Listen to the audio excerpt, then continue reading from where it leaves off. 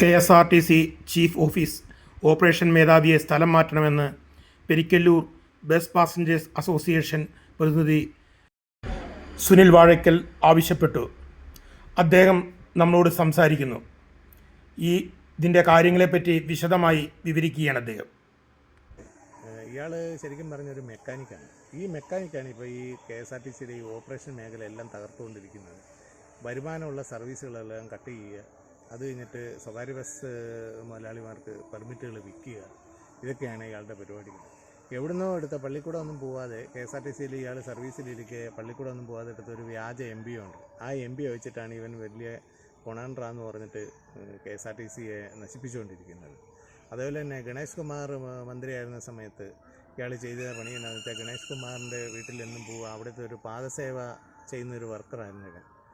അങ്ങനെ take over സർവീസുകൾ 140 kilometre മുകളിലുള്ള KSRTC ടേക്ക് ഓവർ ചെയ്ത പല സർവീസുകളും KSRTC മുമ്പ് ഓടിച്ചുകൊണ്ടിരുന്നപ്പോൾ അതെല്ലാം വെട്ടിമുറുക്കി ഈ സർവീസുകളെല്ലാം സ്വകാര്യ ബസ് മുതലാളിമാർക്ക് വിറ്റുകയാണ്. അതേപോലെ തന്നെ ഇയാൾക്ക് മൂന്നാറിനും അടിമാലിക്കും ഇടയ്ക്ക് 10 മൈൽ എന്ന് പറയുന്ന സ്ഥലത്താണ് ഇയാളുടെ വീട്. ആ മേഖലയിലൊക്കെ ഒത്തിരി ഏലത്തോട്ടവും കാപ്പിത്തോട്ടവും എല്ലാം ഇയാൾക്കുണ്ട്. ഏലത്തോട്ടം അതേപോലെ തന്നെ തേയിലത്തോട്ടമൊക്കെ ഇയാൾക്കുണ്ട്. അപ്പോൾ ഇയാളുടെ ഭാര്യ ഒരു ആയുർവേദ ഡോക്ടറാണ്. ആ ഡോക്ടറിൻ്റെ ഇതൊക്കെ പറഞ്ഞിട്ടാണ് ഇയാളിപ്പോൾ വിലസുന്നത്. അപ്പോൾ ശരിക്കും പറഞ്ഞാൽ ഈ KSRTCയിൽ യോഗ്യനല്ലാത്ത ഒരാളാണ് ഇയാൾ. ഈ ഓപ്പറേഷൻ ഇതിൽ തന്നെ ഇരുന്നുകൊണ്ട് ഈ സൂപ്പർ ക്ലാസ് പ്രീമിയം എന്ന് പറയുമ്പോൾ പുതിയതായിട്ട് കുറച്ച് സൂപ്പർ ഫാസ്റ്റ് വണ്ടികൾ ഇറക്കിയിട്ടുണ്ട്. ശരിക്കും പറഞ്ഞാൽ അത് സൂപ്പർ ഫാസ്റ്റിൻ്റെ ഇത് തന്നെ, അത് റണ്ണിങ് ടൈം തന്നെ ഉള്ളൂ. അപ്പോൾ അതിലൊക്കെ എന്താണെന്ന് വെച്ച് കഴിഞ്ഞാൽ പ്രീമിയം സൂപ്പർ ഫാസ്റ്റാണെന്ന് പറഞ്ഞിട്ട് 3 ഡ്യൂട്ടി 4 ഡ്യൂട്ടി ഉണ്ടായിരുന്ന വണ്ടി 4 ഡ്യൂട്ടി ഉണ്ടായിരുന്നത് 2 ഡ്യൂട്ടി വീക്കിലി ഓഫും, 3 ഡ്യൂട്ടി ഉണ്ടായിരുന്നത് 2 ഡ്യൂട്ടി വീക്കിലി ഓഫും, ആ രീതിയിലാക്കി വെച്ചിരിക്കുന്നത്. അപ്പോൾ ഇങ്ങനെയൊക്കെ ആക്കുന്നത് ശരിക്കും പറഞ്ഞാൽ ഈ KSRTCയിലെ തൊഴിലാളികൾക്ക് തന്നെ എത്രയും പെട്ടെന്ന് ഈ സ്ഥാപനം നിർത്തി എന്താ പറയുക, ഇതൊന്ന് ജോലി ഇട്ടതിന് പോകുന്നുള്ള ഒരു അവസ്ഥയിലേക്കാണ് കാര്യങ്ങൾ പോകുന്നത്.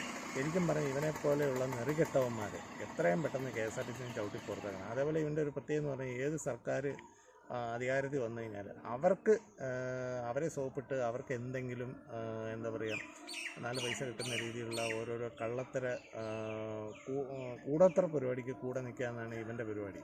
ഇതിന് ഉദാഹരണമാണ്, മുമ്പ് NCP ഗതാഗത വകുപ്പ് കൈകാര്യം ചെയ്തുകൊണ്ടിരുന്നപ്പോൾ KSRTC കുറച്ച് വെറ്റ്ലീസ് സ്കാനിയ ബസ്സുകൾ എടുത്തിരുന്നു.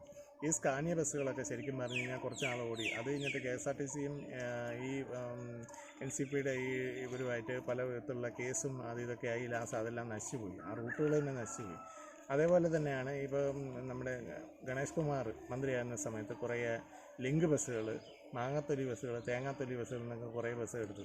ഇതിൽ മിക്ക വണ്ടികളും കട്ടപ്പുറത്തായി തുടങ്ങി. ഇനിയിപ്പോൾ അതാ കോൺഗ്രസിൻ്റെ ഒരു പ്രഖ്യാപനമായിരുന്നു, വനിതകൾക്ക് KSRTC ബസ്സുകളിൽ കൺസെഷൻ കൊടുക്കണം. അതോ സാധാരണ ഒരു മിനിസ്ട്രിയൊക്കെ വന്ന് അതിൻ്റെ ഒരു ഉത്തരവൊക്കെ ഇറങ്ങിയതിന് ശേഷമേ അവരൊരു കൺസെഷൻ്റെ കാര്യത്തിനായാലും എന്തൊരു കാര്യത്തിനായാലും KSRTCയിൽ ഒരു ഡിസിഷൻ, ഇത് ആ മിനിസ്ട്രി വരുന്നതിന് മുമ്പ് തന്നെ, ഇലക്ഷൻ്റെ ആ ഒരു പ്രഖ്യാപനം എന്ന് കേട്ട് വരുന്നതിന് മുമ്പ് തന്നെ ഞങ്ങളെല്ലാം റെഡിയാണെന്ന് പറഞ്ഞിട്ടൊക്കെയാണ് അവരെ സൂചിപ്പിക്കാൻ വേണ്ടി, കോൺഗ്രസ് മന്ത്രിസഭയെ സൂചിപ്പിക്കാൻ വേണ്ടിയാണ് ഇപ്പോൾ മെയിൽ ഫീമെയിൽ എന്നുള്ള ആ ജെൻഡർ സംവിധാനത്തിലൂടെ ആ ടിക്കറ്റ് ഇതെല്ലാം കളക്ട് ചെയ്ത് ഇത്ര രൂപ വരുമാന നഷ്ടം ഉണ്ടാവും എന്നൊക്കെ പറഞ്ഞിട്ട് കുറേ ഇതൊക്കെ കണക്കൊക്കെ ഉണ്ടാക്കിയിട്ട് റെഡിയായി നിൽക്കുന്നത്. അപ്പോൾ ശരിക്കും പറഞ്ഞ് ഇവന് കാലാകാലങ്ങളിൽ വരുന്ന MDമാരായാലും മന്ത്രിമാരായാലും അവരുടെയൊക്കെ ചെരുപ്പും നക്കി അവരെ കാലിലും വീണ് സോപ്പിട്ട് നിൽക്കുന്ന ഒരു ഫ്രോഡാണ് ഇവന്. എത്രയും പെട്ടെന്ന് ഇവനെ പുറത്താക്കുക, ഈ KSRTCനെ രക്ഷപ്പെടുത്തുക. ന്യൂസിന് വേണ്ടി ഡാമിൻ ജോസഫ്.